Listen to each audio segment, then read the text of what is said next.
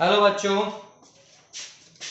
Last जो video था हम लोगों का वो हम लोग डिस्कस किए थे इलेक्ट्रिक फील्ड लेके, है ना। और इलेक्ट्रिक फील्ड लेके शायद 3 या 4 वीडियोस मैंने दिया है ओवरऑल, उसमें इलेक्ट्रिक डाइपोल भी है। अच्छा, आज जो हम लोग देखेंगे वो है कंटिन्यूअस चार्ज डिस्ट्रीब्यूशन, जैसे कि तुमको बोर्ड में दिख रहा है। अब कंटिन्यूअस चार्ज डिस्ट्रीब्यूशन क्या है पहले तो ये बताऊंगा। इससे पहले जो जरूरी बात है वो बताना चाहता हूं कि पढ़ाई काफी कम हो रहा है, रेस्पॉन्स काफी कम है। मैं चाहता हूं कि पढ़ाई बढ़ाओ। देखो, कुछ बच्चे अच्छे कर रहे हैं, कुछ बच्चे जो क्वेश्चन मैं वीडियो में दे रहा हूं वो आराम से करके मेरे को भेज रहे हैं, अच्छा लग रहा है। और कुछ बच्चे नहीं देख रहे, कुछ बच्चे नहीं कर रहे। हर दिन का ये मेरे को बोलना पड़ रहा है कि तुम लोग अच्छी तरह मेहनत नहीं कर रहे हो, and that is not good. ऐसे ही वर्ल्ड का हालत बहुत खराब है, पूरा दुनिया का। नौकरी वोकरी लोगों का जा रहा है, मिलने का तो दूर का बात है। इंजीनियरिंग करने वाले बच्चे, मैं फिर से बता रहा हूं, अगर टॉप में नहीं आओगे तो कुछ नहीं हो सकता। ये झट से टॉप में कोई नहीं आता। अगर तुम बोलोगे कि एक ही दिन में मैं टॉप में आ जाऊंगा, कभी नहीं होता है। जो टॉप आता है ना, जो टॉप करता है, उसके अंदर वो पोटेंशियल पहले से दिखता है और वो पहले से ही उस तरह बिहेव करता है। मतलब एक दिन में कोई टॉप नहीं कर सकता, एक दिन में कोई टॉपर नहीं बनता है। वो किस तरह बिहेव करता है, किस तरह अपने कामों को, किस तरह अपने काम को देखता है, his attitude towards his work, मैं पहले भी बता चुका हूं, वही डिटरमाइन करेगा कि वो आगे कितना दूर तक जाएगा।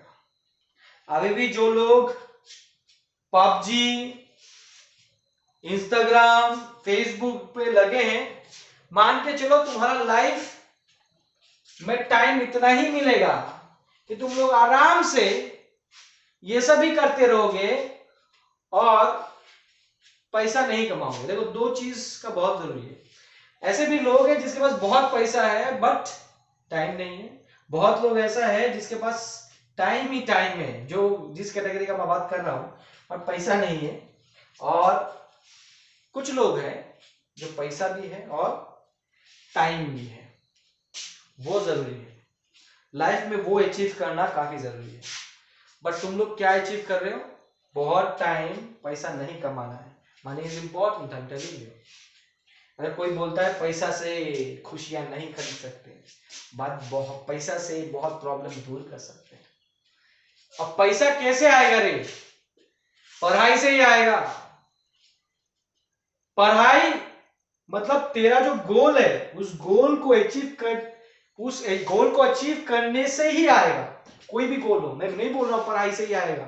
जो लोग पढ़ाई में इंटरेस्टेड है, कुछ और चीजों में इंटरेस्टेड नहीं, या फिर कुछ और चीजों में कभी माथा ही नहीं मारा, पढ़ाई में मार रहा है, वो भी आधा, उसका कुछ नहीं हो सकता। कोई है स्पोर्ट्स में है, पढ़ाई नहीं कर रहा है अच्छी तरह, स्पोर्ट्स में आगे बढ़ेगा, ठीक है, कोई बात नहीं, वो पढ़ाई स्पोर्ट्स में अच्छा करेगा। बट कोई है जो ना स्पोर्ट्स में है और पढ़ाई भी कैजुअली कर रहा है, उसका कुछ नहीं हो सकता, मैं बता रहा हूं। तो मैं बार बार बोल रहा हूं, मैं बहुत ज्यादा भाषण देके यहाँ पे टाइम खराब नहीं करूंगा। एक वीडियो को अपलोड करने में मेरे को बहुत मेहनत जाता है, एक वीडियो को बनाने में मेरे को बहुत मेहनत जाता है, बट तुम लोग उस मेहनत को अच्छी तरह नहीं ले रहे, and this is not right. I am not, ये जो चीजें है ना, मैं फिर से रिपीट नहीं करूंगा। इसलिए मैं बोल रहा हूं बार बार, अच्छी तरह पढ़ाई करो, नहीं तो आगे नहीं बढ़ोगे, आगे नहीं बढ़ पाओगे। चलो, कंटिन्यूअस चार्ज डिस्ट्रीब्यूशन क्या है पहले तो ये चीज जानना है। सबसे पहले हम लोगों ने इलेक्ट्रिक फील्ड में देखा था कि एक चार्ज की वजह से कोई एक पर्टिकुलर डिस्टेंस पे इलेक्ट्रिक फील्ड। फिर हम लोगों ने देखा कि डाइपोल की वजह से क्या होता है। हम लोगों ने ये भी देखा कि बहुत सारे चार्जेस की वजह से, सुपरपोजिशन थ्योरम, बहुत सारे चार्जेस की वजह से किसी एक पॉइंट पे इलेक्ट्रिक फील्ड क्या होता है। ये जो देखना है ये सब डिस्क्रीट है। क्या है? डिस्क्रीट। ये एक सबको सेपरेटली हम लोग देख रहे हैं। बट अगर मैं बोल दूं कि मैंने एक रॉड लिया और उस रॉड में मैंने चार्ज किया या फिर उसमें चार्ज दिया या फिर इलेक्ट्रॉन ले लिया और रॉड पूरा का पूरा प्लस चार्ज बन गया है, मतलब पॉजिटिव चार्ज पूरा बन गया, कितना बना है नहीं बता सकते। कितना इलेक्ट्रॉन निकला है यहां से नहीं बता सकते, बिकॉज बहुत ज्यादा इलेक्ट्रॉन निकलता है। एंड जब मैं पहले 1 चार्ज 2 चार्ज 3 चार्ज करके गिन पा रहा था, अभी इतना निकला है गिन ही नहीं सकते। तो कंटिन्यूअस क्या है और डिस्क्रीट क्या है, ये रिलेटिव है। ये डिपेंड करेगा कि कौन से नजरिए से तुम देख रहे हो। जैसे कि एक होता है माइक्रोस्कोपिक लेवल। माइक्रोस्कोपिक लेवल पे जाओगे तो वाटर का जो मॉलिक्यूल है वो भी तुमको दिखेगा, मतलब 1 water molecule, 2 water molecule, 3 water molecule. But जब मैं मैक्रोस्कोपिक इस लेवल पे, ये जो हम लोग देख रहे हैं अभी, जो देख रहा है मेरे को नेकेड आई से, तो पानी मेरे को क्या मॉलिक्यूल के हिसाब से दिखता है क्या? नहीं, हम लोग देखते हैं कंटिन्यूअस फ्लो ऑफ वाटर। उसमें कितना मॉलिक्यूल्स है, अगर मैंने 1 चम्मच पानी भी ले लिया उसमें कितना मॉलिक्यूल्स है मुझे गिनना बहुत मुश्किल हो जाएगा। अगर मुझे ml में पता है मैं निकाल सकता हूं। और तुम देखना the number of molecules too high, उसको मैं काउंट करने बैठूं तो काउंट कर ही नहीं सकता।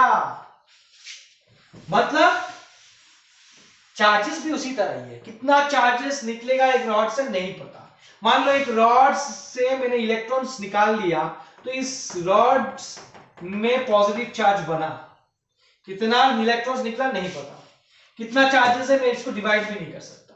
बट इस रॉड की वजह से भी तो इलेक्ट्रिक फील्ड होगा, चार्ज है तो इलेक्ट्रिक फील्ड होगा डेफिनेटली। इसका भी एक एरिया होगा, इसका भी एक इलेक्ट्रिक फील्ड होगा, तो मुझे इसका इलेक्ट्रिक फील्ड निकालना आना चाहिए डिफरेंट पॉइंट पे। हालांकि हम लोग जो सीखेंगे, एक तो हो गया इसके एक्सियल पॉइंट पे निकालना कि इसके एक्सियल पॉइंट पे इस पूरे चार्ज के वजह से इलेक्ट्रिक फील्ड क्या होगा। देखो मैं जो चीज डिस्कस कर रहा हूं ध्यान से सुनो, ये काफी इंपॉर्टेंट है, ये टॉपिक काफी इंपॉर्टेंट है, कंटिन्यूअस चार्ज डिस्ट्रीब्यूशन। और इसमें हम लोग इंटीग्रेशन में भी आएंगे। वो एक ही दिन में एक वीडियो में ये कंप्लीट नहीं होने वाला, शायद 2 या 3 वीडियो लगे, बट हम लोग डिटेल्स में देखेंगे इसको, बहुत ज्यादा डिटेल्स में देखेंगे। इससे पहले पहला बात कि कंटिन्यूअस चार्ज डिस्ट्रीब्यूशन।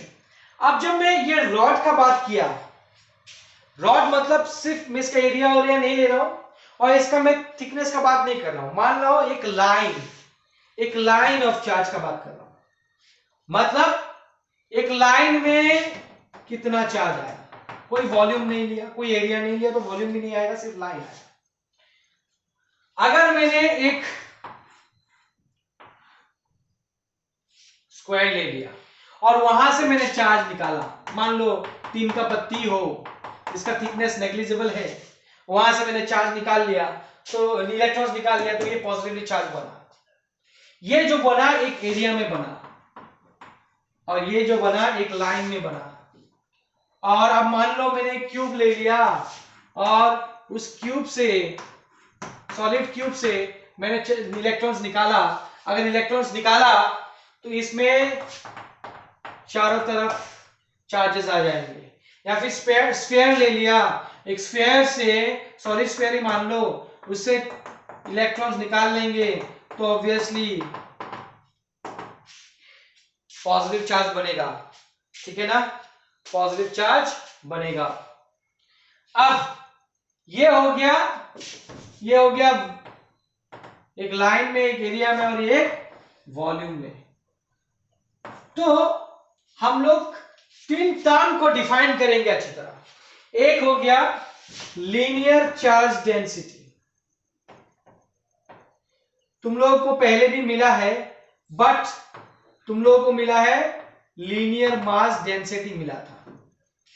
और इसको भी हम लोग डिनोट करते हैं लैम्डा से। किससे? लैम्डा से। और लीनियर चार्ज डेंसिटी बताता है कि टोटल जो इसका charge divided by the total length, अगर इसका लेंथ l है तो लीनियर चार्ज डेंसिटी हो जाएगा Q बाई L।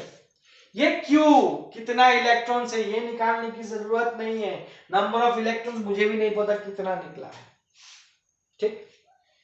बता दिया कि ये 5 coulomb of charge, 5 microcoulomb charge हुआ है, 7 माइक्रोकूलम, 10 माइक्रोकूलम, कुछ भी। तो ये लीनियर चार्ज डेंसिटी है। It is lambda is equal to Q by L, total charge by total length.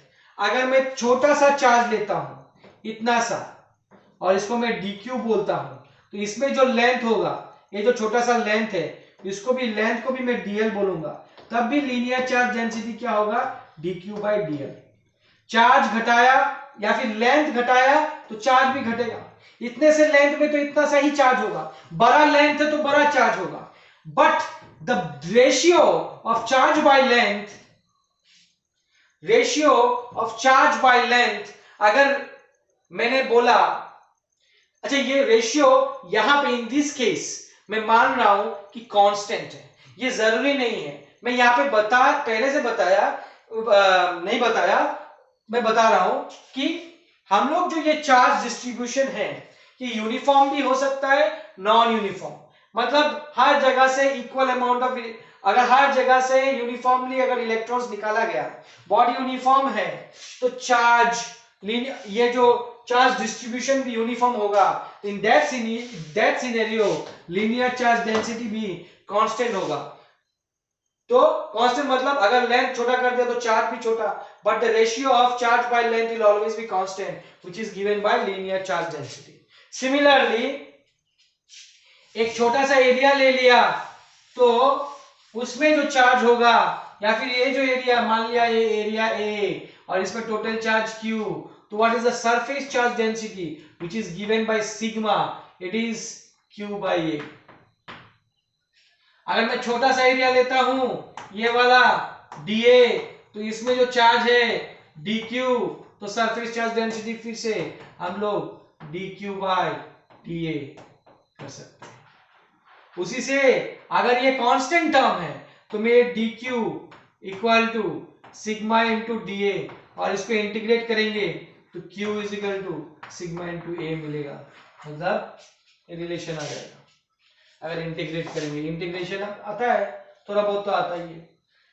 यह हो गया surface charge density, surface charge density.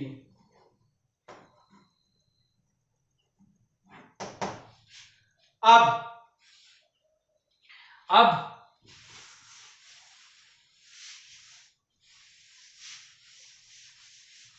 Volume charge density, वो क्या हो जाएगा?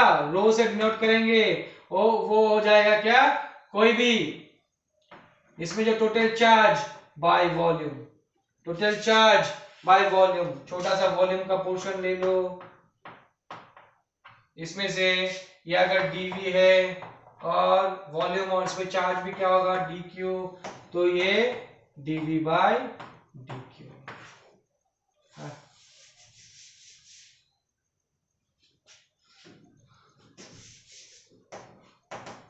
dQ बाय dV गलत दिया, ठीक।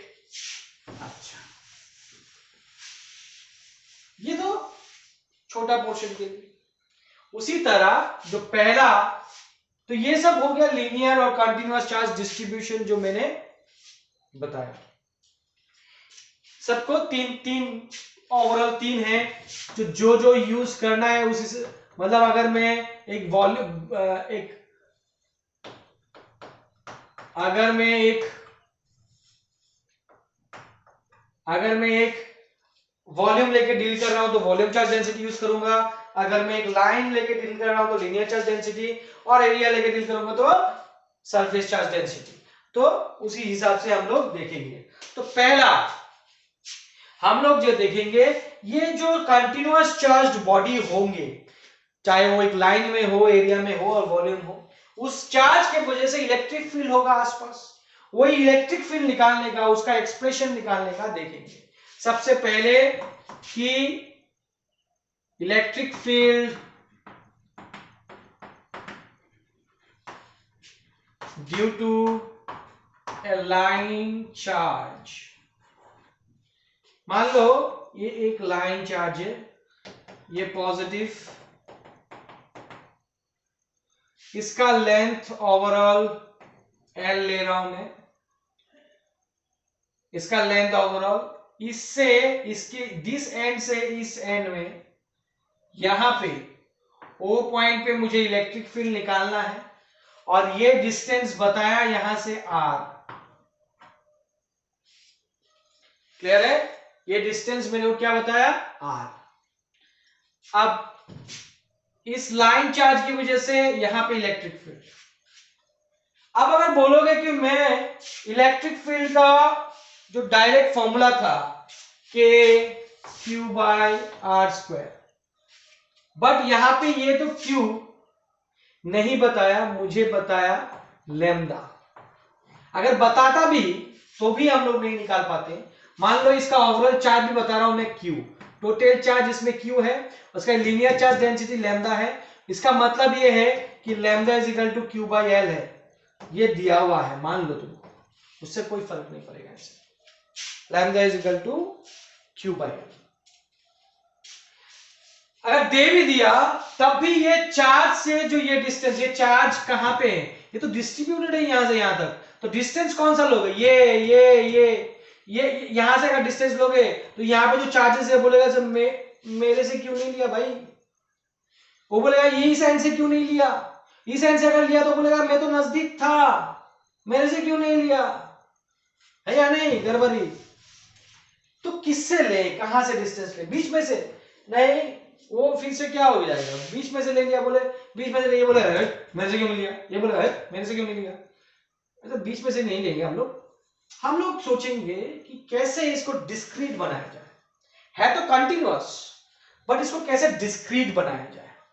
अगर मैं ऐसा करता कि इसके इस पोर्शन को मैं अगर 10 पार्ट्स में डिवाइड कर देता, ये पूरा लेंथ को, मान लो 1 2 3 4 5 6 7 8 और बड़ा कर देता हूं 9 10, और इस पार्ट के वजह से यहां पे इलेक्ट्रिक फील्ड, इस पार्ट की वजह से यहां पे इलेक्ट्रिक फील्ड, इस पार्ट की वजह से यहां पे इलेक्ट्रिक फील्ड, सबके वजह से इस डायरेक्शन में इलेक्ट्रिक फील्ड होगा,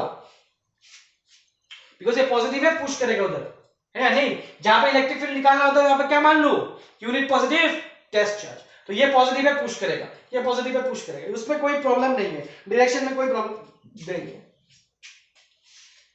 आसान है। बट अगर ये ऐसा पोर्शन लेता भी हूं, मान लो ये ऐसा पोर्शन एक लिया मैंने, ये वाला पोर्शन यहां पे, इसकी वजह से मैं जब इलेक्ट्रिक फील्ड यहां पे निकालने गया, ये छोटा सा पोर्शन की वजह से, तो इसमें भी इससे यहां से इसका डिस्टेंस और यहां से इसका डिस्टेंस सेम है क्या? नहीं है, फिर से गड़बड़। निकल तो जाएगा कुछ ना कुछ, निकल तो जाएगा कुछ ना कुछ, बट क्या ये परफेक्ट होगा? कोई बोलेगा कि 10 क्यूब, सर अगर मैं 20 पार्ट करता हूं तो एक एक पार्ट से कितना इलेक्ट्रिक फील्ड निकलेगा, ये निकाल लेता हूं और फिर चेक करेंगे। कोई बोलेगा अरे नहीं सर मैं 100 पार्ट करूंगा, इसको 10 पार्ट में डिवाइड करूंगा फिर निकालूंगा, तो किसका परफेक्ट होगा? ऑब्वियसली जिसका जितना ज्यादा छोटा पोर्शन वो निकाल लेगा, क्योंकि अगर इस पोर्शन से ये पोर्शन ये पोर्शन ये पोर्शन, हर एक पोर्शन का अलग अलग डिस्टेंस का मैं इलेक्ट्रिक फील्ड निकाल रहा हूं, हर एक पोर्शन के लिए अगर इलेक्ट्रिक फील्ड निकाल रहा हूं, एक छोटा सा पोर्शन को फर्दर 10 पार्ट में डिवाइड करके, और फिर मैं हर एक पोर्शन से डिस्टेंस देख देख के निकाल रहा हूं, तो मेरा इससे तो ज्यादा परफेक्ट आएगा ये वाला। अब ये बोलेगा कि नहीं मैं ये जो छोटा पार्ट है इसको भी 100 पार्ट करूंगा, हालांकि वो पागल हो जाएगा, वो अलग बात है, मगर कर सकता है कोई, क्यों नहीं कर सकता? कर भी लिया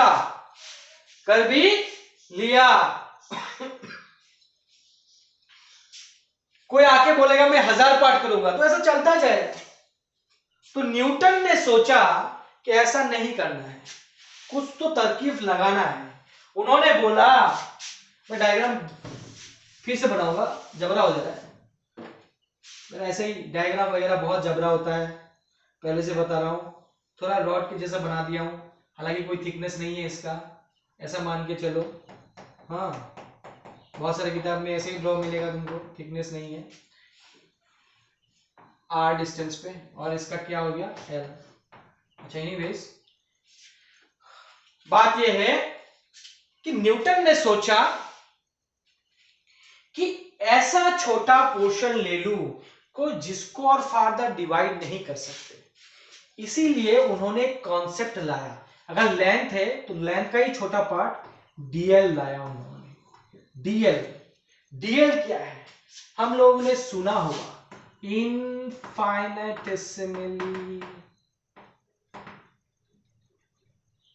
स्मॉल डिस्प्लेसमेंट और पोर्शन तुम बोल सकते, मतलब दिस पर्टिकुलर जो लेंथ है DL, it cannot be further divided. This is a concept, yes, come up with a brilliant concept कि इसको फर्दर डिवाइड ही नहीं कर सकते, यही सबसे छोटा है। और इस छोटे को अगर मैं जोड़ता जाऊं तो बड़ा मिलेगा, और जोड़ने का काम कौन करेगा, ये, इसको कहते हैं integration. Symbol of integration, stitching. Integration मतलब स्टिचिंग यार।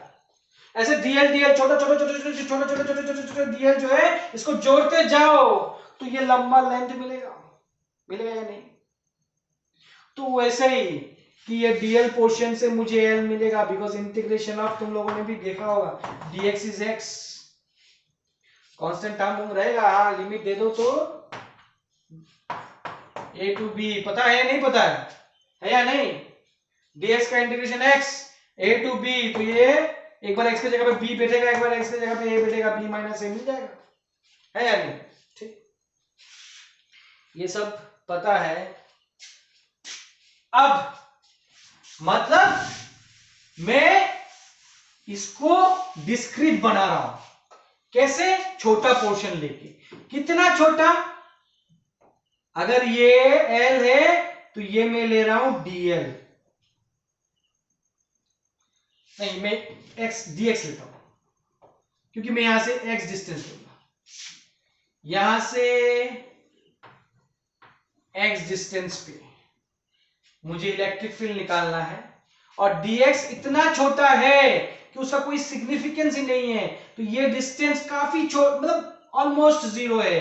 तो ये जो डिस्टेंस दिख रहा है, हमको प्रॉब्लम सॉल्व करना है, इसलिए मैं बड़ा करके ड्रॉ किया हूं, बट इतना छोटा कि इसका इस साइड x डिस्टेंस पे है, उसका वो साइड भी x डिस्टेंस पे है, बाकी जो बीच में जो पोर्शन है वो नेग्लिजिबल है ना, ये dx हो गया।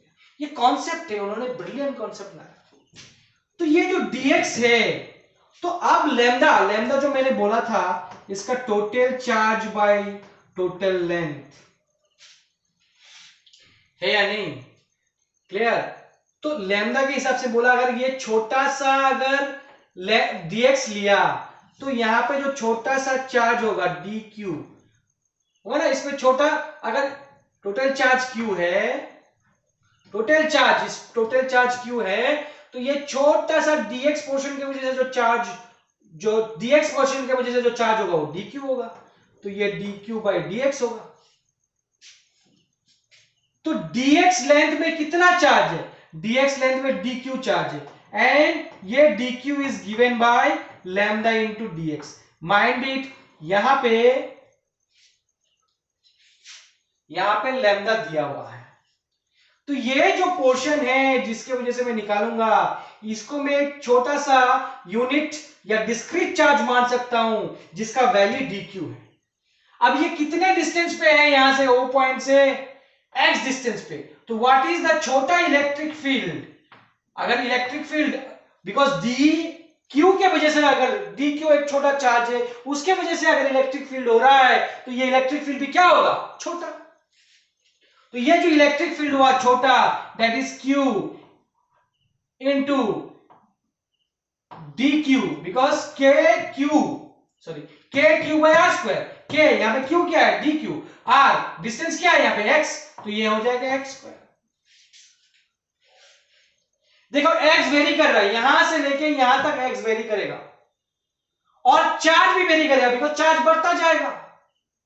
दोनों टर्म वेरिएबल है और दोनों टर्म सेम नहीं है। अगर ये dx बाय एक्स स्क्वायर होता नो प्रॉब्लम, अगर ये d q by q square होता तो भी नो प्रॉब्लम। इंटीग्रेशन जब मैं करने जाऊंगा, ये भी वेरिएबल ये भी वेरिएबल, जिसके रेस्पेक्ट में क्या यहाँ पे डी क्यू है, तो दोनों में से एक को कन्वर्ट करना पड़ेगा। और मुझे पता है d q is equal to lambda d x, मतलब ऊपर अगर dx आज आ सकता है तब ये भी x जो भी वेरिएबल है और dx भी वेरिएबल है, तभी मैं इंटीग्रेट कर पाऊंगा। So what will be the overall electric field, it is the integration of छोटा सा इलेक्ट्रिक फील्ड। और इलेक्ट्रिक फील्ड जो बनेगा, ये जो छोटा सा पोर्शन की वजह से जो इलेक्ट्रिक फील्ड बनेगा, और किसकी वजह से बनेगा, इसके वजह से भी बनेगा और यहां पोर्शन से भी, यहां से लेके पोर्शन छोटा छोटा छोटा छोटा छोटा dx जैसा पोर्शन लेते जाऊंगा, यहां से लेके यहां तक, यहां से लेके यहां तक, मतलब यहां से लेके यहां तक जितना भी पोर्शन बनेगा, हर कोई यहां पे इलेक्ट्रिक फील्ड प्रोड्यूस करेगा करेगा यानी। तो ये पोर्शन, ये डिस्टेंस क्या है, ये मान रहा हूं इनिशियल पॉइंट और ये फाइनल पॉइंट, ये डिस्टेंस कितना है r, और ये डिस्टेंस कितना हो जाएगा r, और ये r plus l। Very good,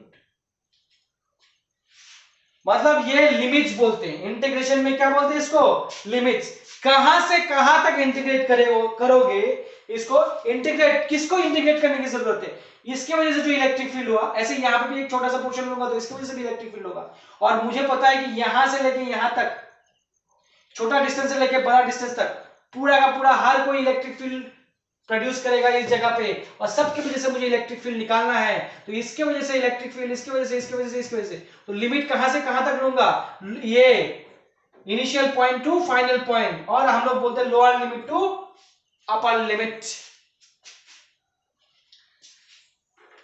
I am rubbing this thing, ठीक है ना।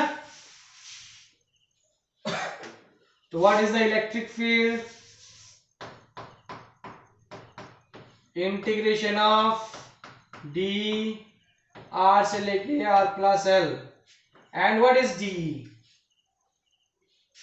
डी का वैल्यू क्या है, के कांस्टेंट है, बाहर आ जाएगा। अच्छा, डी का वैल्यू हम लोग यहाँ पे, मैं यहाँ पे लिख सकता हूँ के डी क्यू की जगह पे क्या लिख सकता हूँ, lambda d x by x square. तो मैं डायरेक्टली लिख रहा हूँ ये वाला ही, k lambda is also constant और integration of dx by x square r plus l, r plus l. Clear? यार बार बार मिस्टेक करता हूं। I am rubbing this.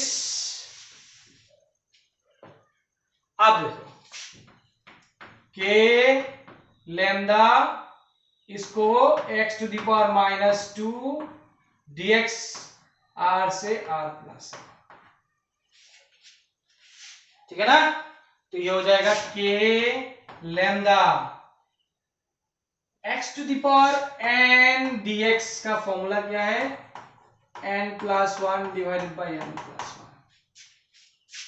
तो ये हो जाएगा x to the power minus 2 plus 1 minus 2 plus 1।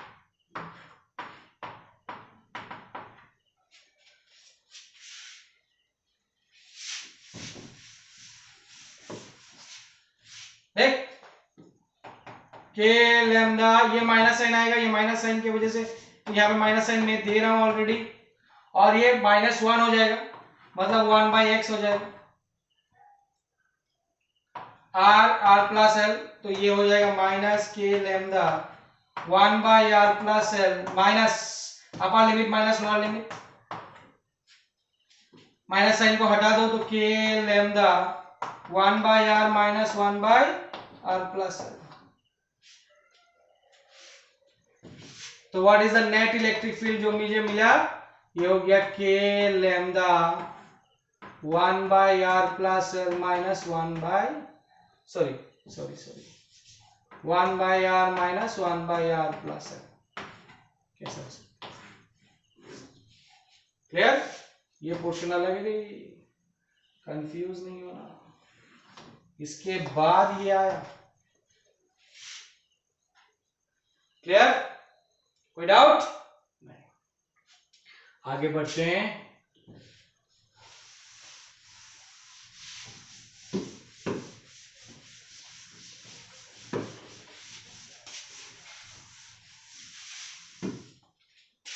अच्छा, अब जो नेक्स्ट पोर्शन में जो मैं डिस्कस करूंगा वो भी लीनियर चार्ज ही डिस्कस करूंगा, बट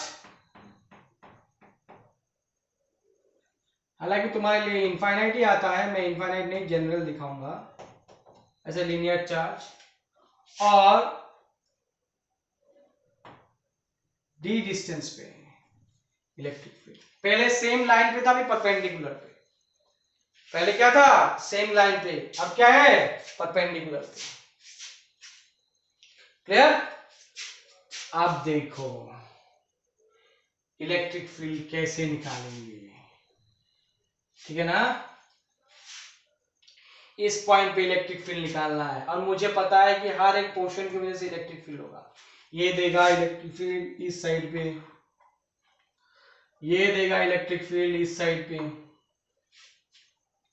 कोई भी पोर्शन अगर लेता हूं मैं, उस पोर्शन की वजह से मान लो ऊपर वाला पोर्शन की वजह से जो इलेक्ट्रिक फील्ड होगा इस साइड में, अपनी तरफ नहीं खींचेगा बिकॉज ये पॉजिटिव और यहाँ पे भी पॉजिटिव मानूंगा मैं। अगर ये इलेक्ट्रिक फील्ड हुआ, ठीक है ना, इस छोटे से पोर्शन की वजह से, मैं दिखा रहा हूं, पूरा डिटेल्स में जाऊंगा बाद में, तो उसका देखो दो कंपोनेंट आएगा, एक इधर आएगा एक इधर आएगा। सिमिलरली ये नीचे वाले पोर्शन की वजह से इलेक्ट्रिक फील्ड जो इधर होगा तो दो कंपोनेंट आएगी, इधर पे एक इधर पे। उसके बाद मुझे नेट रिजल्टेंट निकालना होगा, ठीक है ना? तो ये बेसिक आइडिया है कि मुझे इलेक्ट्रिक फील्ड पहले तो चाहिए। उसके लिए चलो देखते हैं कि मैंने पहले ही बताया कि इसका भी क्या होगा, लैम्डा, ठीक है? और एक काम और करते हैं, दोनों पोर्शन को जोड़ दिया मैंने, इसको θ2, इसको θ1। देखो एक क्या है क्लॉकवाइज, एक क्या है एंटी क्लॉकवाइज। याद रखना इस चीज, बहुत इंपॉर्टेंट है। और मुझे इस पॉइंट पे, ओ पॉइंट पे इलेक्ट्रिक फील्ड निकालना है। तो ऑब्वियसली मैंने क्या किया, ये जो दो एंड है इस पर्टिकुलर लेंथ का, उस दोनों एंड को मैंने यहां से यहां तक कनेक्ट कर दिया। इतना सा ही लेंथ है और इतना सा लेंथ की वजह से यहां पे इलेक्ट्रिक फील्ड। मैं इनफाइनाइट भी कर सकता हूं, देखूंगा इनफाइनाइट वाला केस। पहले तो हम लोग छोटे से लेंथ का जनरल एक्सप्रेशन निकालते हैं, फिर जाएंगे बड़ा वाला। अब क्या है, मुझे पता है छोटे छोटे पोर्शन में देखना है, ऐसे कि मैं डिस्कस कर चुका हूं कि एक छोटा सा पोर्शन, मान लो ये y डिस्टेंस है, कितना y, ये y ले रहा हूं, ये x ले रहा हूं, मान लो ये y है और ये x है, कोई जो हमको पता है। y पे मैं एक छोटा सा एलिमेंट लिया dy, क्या लिया, dy, और dy के वजह से यहां पे, और ये ले रहा हूं मैं थीटा, और इसने जो ये dy जो पोर्शन है, इसने जो एंगल सबटेंड किया, इसको ले रहा हूं मैं d थीटा। ध्यान से देखोगे, और ये dy में जो चार्ज है वो मैं क्या लिखूंगा, lambda is equal to dq by dy।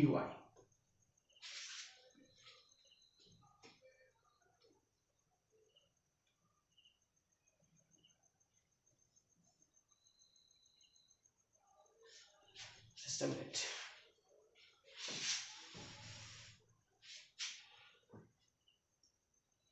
Lambda is equal to क्या है, मान लेते हैं total charge by total length. अच्छा ठीक है, d q is equal to क्या लिख सकता हूं, lambda into d y, sorry d y, और lambda is equal to d q by d y लिख सकते हैं। अब देखो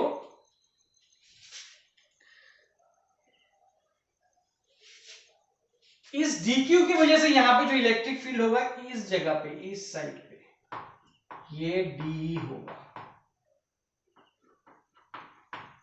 अगर ये पोर्शन थीटा है तो ये भी पोर्शन थीटा होगा, वर्टिकली ऑपोजिट एंगल। इतना सा अगर थीटा है तो ये भी थीटा होगा।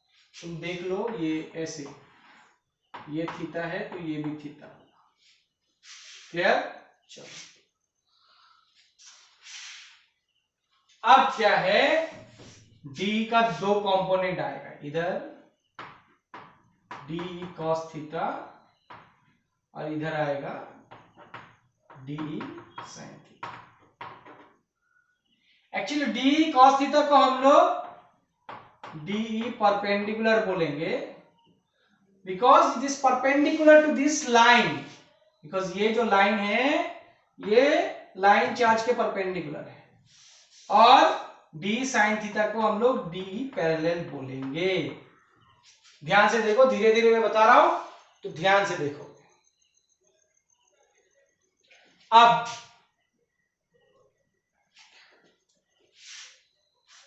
जो डी क्यू की वजह से यहां पे इलेक्ट्रिक फील्ड डी हुआ है वो है के D q by distance square. ये डिस्टेंस कितना हुआ, ये डी ए वाई, फिर से बता रहा हूं, ये ऐसा है, ये हो गया डी, ये हो गया वाई, ये हो गया root over of d square plus y square और उसका whole square, d square plus y square, इसका होल स्क्वायर।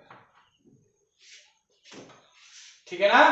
अगर d square plus y square whole square मतलब के, और डी क्यू के जगह पे क्या लिख सकता हूं, लैम्डा डी वाई वाई, ये हो जाएगा d square plus y square. चलो बढ़िया, ये भी y ये भी dy, बढ़िया बात है, यहां तक तो सब सही है। बट एक गड़बड़ है, मेरे को ये लेंथ नहीं दिया हुआ है कि कहां से कहां तक मैं इंटीग्रेट करूं।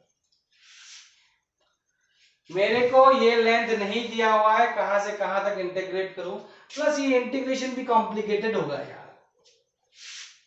मेरे को एंगल दिया है कि ये θ2 ने इतना सा लेंथ सबटेंड किया और ये θ1 ने इतना सा लेंथ सबटेंड किया, तो मैं चाहूंगा कि पूरा का पूरा ये जो प्रॉब्लम है मैं एंगल से निपटाऊं। एंगल से निपटाऊंगा तो ज्यादा अच्छा होगा। तो एंगल से कैसे निपटाएं? पहला बात, फिर से मैं देख रहा हूं, ये तो मैंने देखा ही था, ये थीटा था और ये डी था और ये वाई था। मुझे चाहिए डी वाई को कैसे मैं थीटा में, डी थीटा में कन्वर्ट करूं।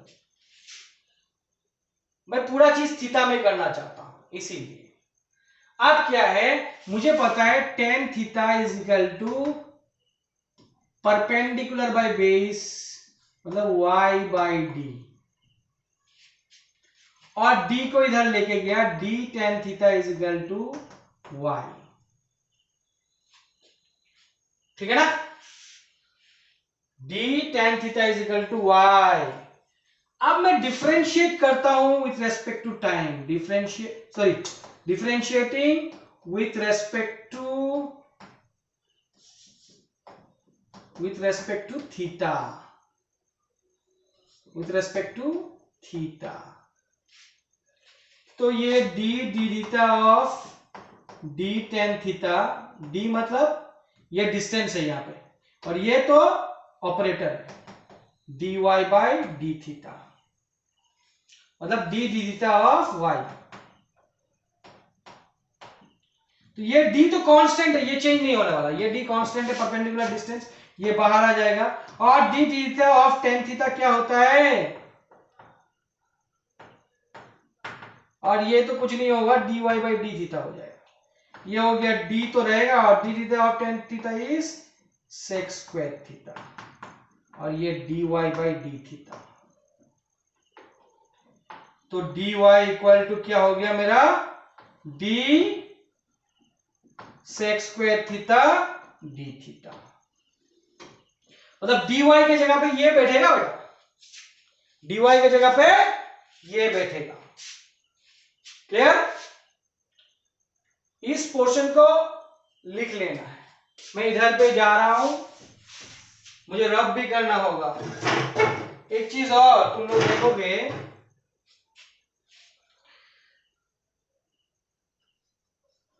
ये वाला देखो, ये वाला y is equal to d tan theta, y square equal to d square tan square theta. सब मैं पुट कर रहा हूं यहां पे। पहले तो k लैम्डा बैठ गया, dy की जगह पे क्या आएगा, d sec square theta d theta, d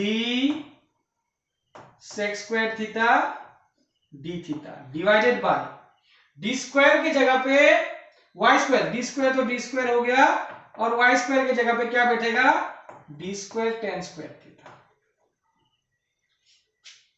अगर तुम देखोगे तो क्या आ जाएगा, k lambda d sec square theta d theta divided by d square common ले लो, 1 plus tan square theta. I'm rubbing this portion.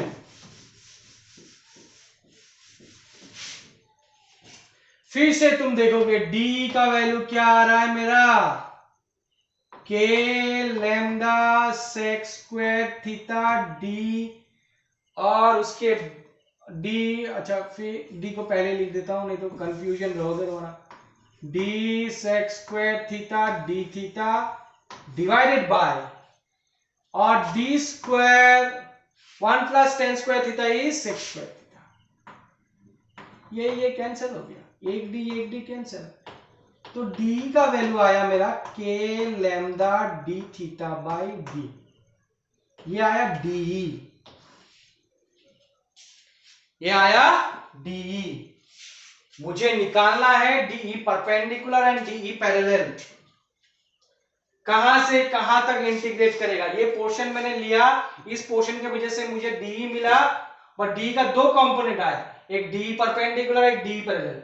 ऐसे पोर्शन यहां से लेके यहां तक लूंगा, यहां से लेके यहां तक, तो मुझे इंटीग्रेट करना पड़ेगा डेफिनेटली। माइंड इट, यहां पर डायरेक्शंस का चेंज आ रहा है। पहले जो किया था कोई प्रॉब्लम नहीं था, एक ही डायरेक्शन में था, एक ही डायरेक्शन में सबके सब एक ही डायरेक्शन में इलेक्ट्रिक फील्ड दे रहा था। अब देखो एक ही डायरेक्शन में नहीं देगा, ये ऊपर लूंगा तो और थोड़ा d इधर देगा, उसका थीटा अलग होगा, एंगल के साथ साथ चेंज हो रहा है, बहुत सारे वेरिएबल्स हैं एक ही साथ में। तो आई एम रबिंग दिस वन। अब what will be the overall E perpendicular? It is integration of DE perpendicular. कहां से लेके कहां तक इंटीग्रेट करेगा, कहां से लेके कहां। तो हम लोग इसको अगर एंटी क्लॉकवाइज और इसको क्या क्लॉकवाइज, तो ये हो जाएगा माइनस थीटा 1 से लेके प्लस थीटा 2। एक को नेगेटिव लेना पर एक को पॉजिटिव ले, बिकॉज एक एंटी क्लॉकवाइज और एक क्लॉकवाइज, एंटी प्लस को नेगेटिव लिया और क्लॉकवाइज को पॉजिटिव, या तो फिर नीचे वाले को नेगेटिव लिया ऊपर वाले को पॉजिटिव, ऐसे सोच लो। तो ये हो गया क्या, माइनस थीटा 1 से प्लस थीटा 2, और ये हो गया D cos theta, D cos theta. तो इसको क्या लिखूंगा, माइनस थीटा 1 से प्लस थीटा 2, डी का वैल्यू आएगा के लैम्डा डी, और डी थीटा कॉस थीटा, है या नहीं।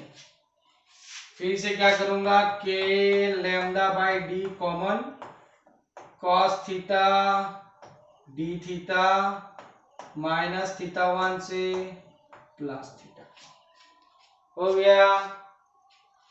पहले एक्सप्रेशन को आसान किया, फिर अभी इंटीग्रेट कर रहे हैं। मुझे चाहिए E perpendicular and E parallel. ये तो D perpendicular for small portion, E perpendicular पूरा एंटायर पोर्शन। ठीक, आप देखो E परपेंडिकुलर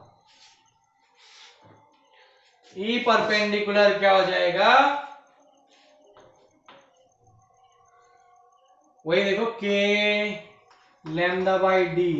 अच्छा ये बताओ इंटीग्रेशन ऑफ कॉस थीटा क्या है? इंटीग्रेशन ऑफ कॉस थीटा क्या है?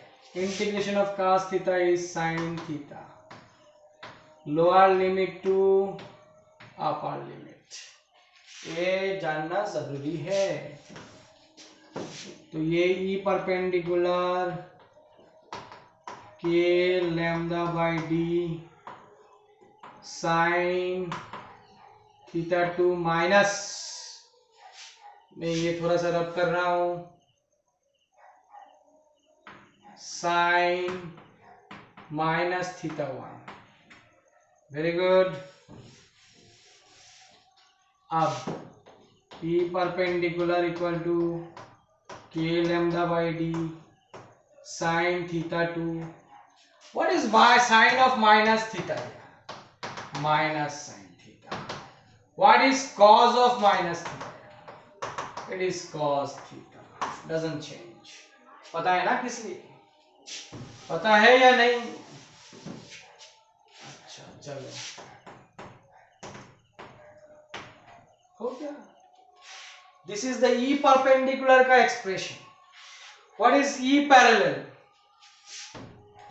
E पैरेलल आएगा अभी। E parallel is DE sine theta minus theta 1 से लेके थीटा 2।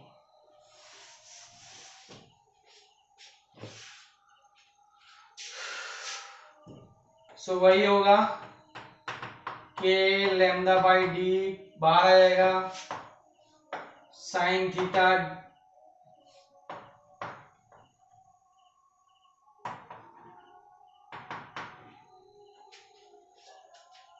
Plus theta 2।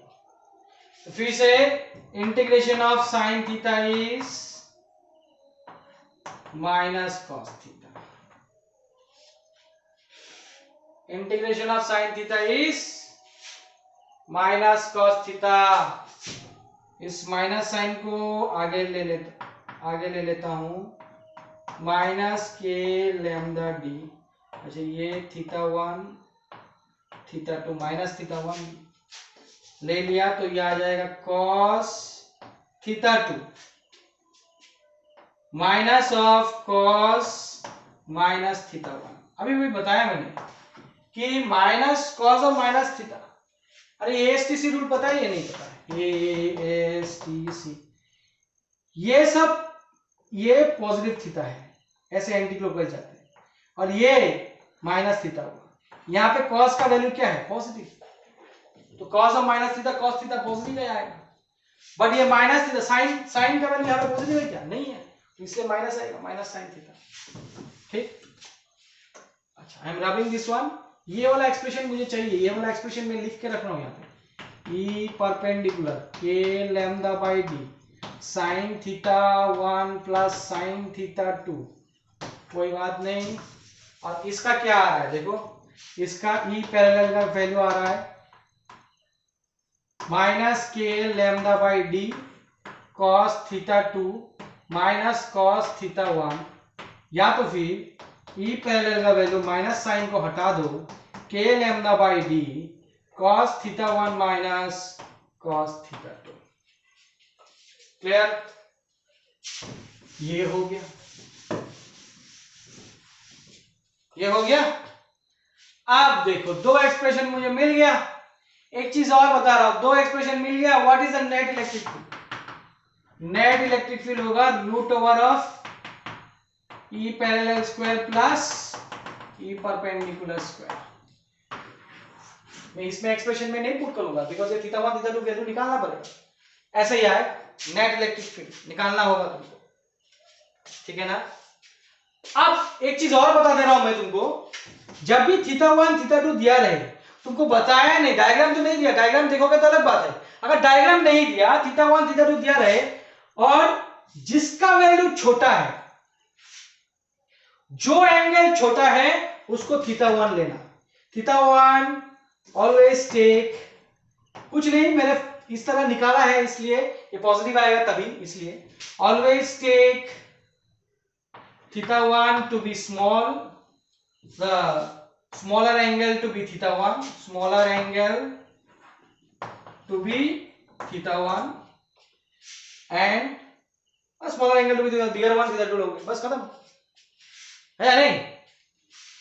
अब चलो इस चीज को थोड़ा और देखते हैं। ये तो नेट इलेक्ट्रिक फील्ड आ गया, यहाँ पे लिख दे रहा हूं नेट इलेक्ट्रिक फील्ड ताकि मैं वहां पे कुछ काम कर सकूं। Root over of E parallel whole square plus E perpendicular whole square. अब देखो इस चीज को मैं मिटा दे रहा हूं। अगर ये जो मैंने वायर लिया, अगर ये बीच में से जाता, मतलब बीच में से जाना मतलब ये θ1 और ये θ2 और θ1 इक्वल टू θ2 होता, तो क्या होता तुम देखो, cos का वैल्यू जो भी होता, मान लो ये θ1 θ2 मान लो cos 30, ये भी 30 ये भी 30, cos 30 माइनस cos 30 क्या हो जाएगा 0। मतलब मेरा पैरेलल कंपोनेंट, ये कंपोनेंट और ये कंपोनेंट कैंसिल हो जाएगा, होना ही है। क्यों तुम देखो, मतलब मेरा रहेगा क्या, सिर्फ ई परपेंडिकुलर। ई परपेंडिकुलर क्या हो जाएगा तब, ई परपेंडिकुलर हो जाएगा k लैम्डा बाई d और 2 sin थीटा हो जाएगा। Twice k lambda by d मतलब twice k lambda by d sin theta हो जाएगा, ये हो जाएगा क्लियर। cos थीटा 1 माइनस, मगर ये वाला क्या हो जाएगा, पैरेलल कंपोनेंट कैंसिल हो जाएगा। क्यों होगा कैंसिल, ये देखो अगर मैं ये पोर्शन लेता हूं, whatever by the portion रे भाई,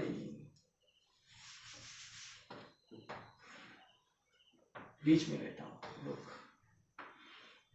इसके हर एक पोर्शन की वजह से इस साइड में इलेक्ट्रिक फील्ड होगा, ठीक, प्लस उसका दो कंपोनेंट, एक इधर और एक इधर होगा। अगर ये थीटा है और ये भी थीटा है तो ये थीटा हो जाएगा और ये ई, तो ये हो जाएगा ई कॉस थीटा और ये ई साइन थीटा।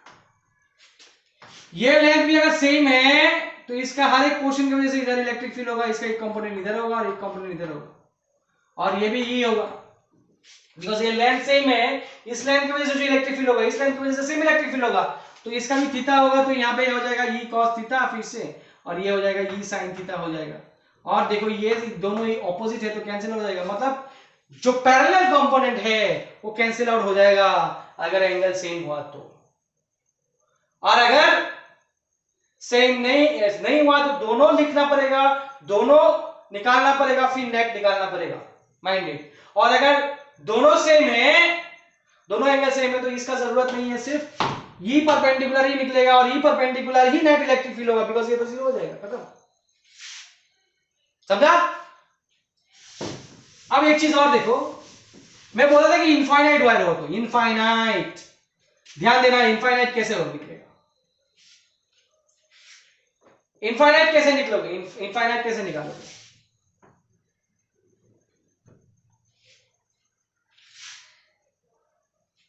अब देखो अगर मैं इतना सा लेता, मान लो ये थीटा 2 था मेरा, और बढ़ाऊंगा तो और एंगल बढ़ेगा, बढ़ेगा यानी अब डैश हो जाएगा थीटा 2, और बढ़ाऊंगा तो और एंगल बढ़ेगा, मतलब जितना लंबा लेंथ उतना एंगल बढ़ता जाएगा।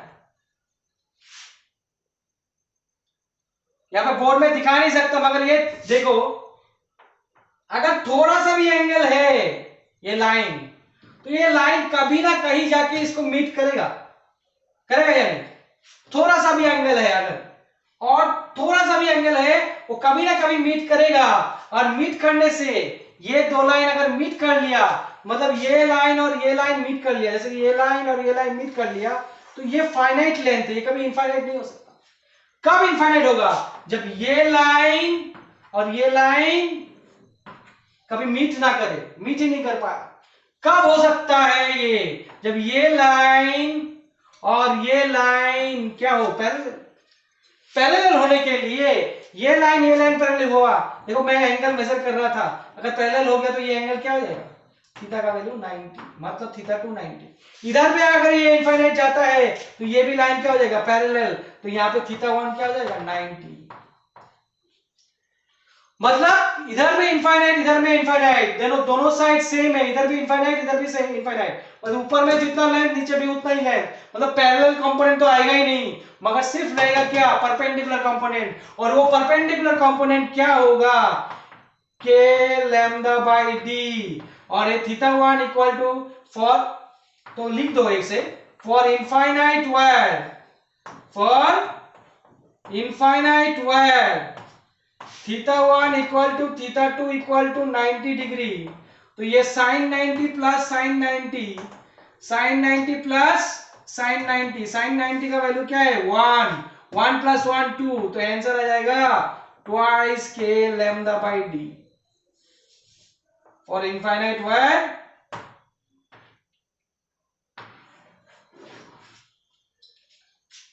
क्लियर? ट्वाइस के लैम्डा बाई डी। क्लियर है? ये समझ में आया? ये देखो ऐसा ही चीज मेरा मैग्नेटिक फील्ड में है, तब मैं नहीं पढ़ाऊंगा, बता रहा हूं। बार बार पढ़ाना है क्या? ऐसा ही चीज मैं पढ़ाऊंगा तब भी, बट इन डिटेल्स नहीं जाऊंगा। जैसे मैंने ये पोर्शन लिखते हुए किया, वहां पे नहीं जाऊंगा, वहां पे थोड़ा डायरेक्शंस का बात अलग आएगा, वो हम लोग देखेंगे, ठीक है ना? एक ही डायरेक्शन आएगा। यहाँ पे जैसे स्प्लिट करना पड़ा था, वहां पे स्प्लिट करने की जरूरत नहीं होगा। तो ये वाला मेरा इनफाइनाइट हो गया, मतलब इनफाइनाइट वायर के लिए थीटा 1 एंड थीटा 2 क्या हो जाएगा? 90। तो देखो ऐसे भी पैरेलल कंपोनेंट भी ऐसे भी 0 हो जाता। के लैम्डा बाई डी मेरा था क्या? cos theta 1 minus cos theta 2, cos 90 का वैल्यू 0, cos 90 का वैल्यू 0, 0 0, ओवरऑल ई पैरेलल क्या हो जाएगा? 0। तो इनफाइनाइट वायर के लिए पैरेलल कंपोनेंट लिखने की जरूरत नहीं है, सिर्फ परपेंडिकुलर कंपोनेंट होगा, वही नेट इलेक्ट्रिक फील्ड होगा, खत्म। अगर सेमी इनफाइनाइट वायर हुआ, सेमी इनफाइनाइट हुआ, semi infinite wire, semi infinite wire मतलब एक साइड पे इनफाइनाइट, दूसरे साइड पे इनफाइनाइट नहीं है। मान लो छोटा सा पोर्शन, यहां पे इलेक्ट्रिक फील्ड निकालना है, मान लो ये, इसको भी सेमी इनफाइनाइट नहीं बोलते, फिर भी मान लो मैं सेमी इनफाइनाइट में आ रहा हूं, ठीक? ये मान लो 30 डिग्री और 90। मैं बताया था पहले कि अगर सेमी इनफाइनाइट वायर हो तो क्या करेगा? यहां पे देखो, ये perpendicular k lambda by d sine 30 plus sine 90 put करेंगे, जो भी निकलेगा। E parallel k lambda by d cos 30 minus cos 90, cos 90 क्या हो जाएगा? 0, cos 30 तो रहेगा, होगा, दो कंपोनेंट निकलेगा, नेट निकालोगे, E perpendicular whole square, E parallel whole square. I hope तुम लोग निकाल पाओगे, इसमें कोई दिक्कत नहीं। अगर ऐसा हुआ तो at the end semi infinite और एक पोर्शन एट द एंड हो गया, ये वाला, मतलब इस साइड में है ही नहीं, तो ये थीटा क्या हो जाएगा? थीटा 2 0, थीटा 2 क्या हो जाएगा? 0, थीटा 2 थीटा 1 जो भी हो, ये पोर्शन, ये एक एंगल 0 है, एक एंगल 90 डिग्री, तो छोटा वाला लिखूंगा मैं, ये हो जाएगा cos 0, और ये cos 90, ये क्या हो जाएगा? sin 0, 0 plus sin 90, 0 plus 1 is 1, ये k लैम्डा बाई डी, ये क्या हो जाएगा? k लैम्डा बाई डी हो जाएगा या नहीं? इसका आ जाएगा k लैम्डा बाई डी, इसका आ जाएगा k लैम्डा बाई डी, इसका नेट निकालोगे तो √2 k लैम्डा बाई डी आ जाएगा, आएगा? Clear? A semi infinite wire at one of its end, इधर है ही नहीं, इधर है, इधर इनफाइनाइट है, 90 डिग्री होगा ये। क्लियर?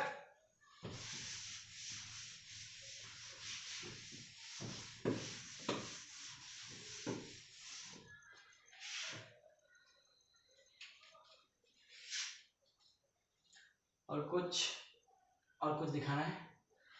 आज का पोर्शन में यहीं पे खत्म करूंगा। इसका पोर्शन ये खत्म नहीं हुआ है। कंटिन्यूअस चार्ज डिस्ट्रीब्यूशन काफी बड़ा है, बहुत सारी चीजें देखेंगे हम लोग, कुछ ग्राफ भी है इसके साथ ही देख लेंगे हम लोग। तो ये काफी बड़ा है और कम से कम और 2 वीडियोस चाहिए मेरे हिसाब से, और 2 वीडियोस चाहिए, ज्यादा बड़ा वीडियोस नहीं बना सकता हूं मैं, ठीक है ना? और 2 वीडियोस चाहिए, तो और बाद में हम लोग देखते हैं इसको और फार्दर, और कंटिन्यू होता रहेगा, ठीक है? साथ ही साथ मैं दूसरा पोर्शन भी कराता रहूंगा। That clear? चलो, थैंक यू।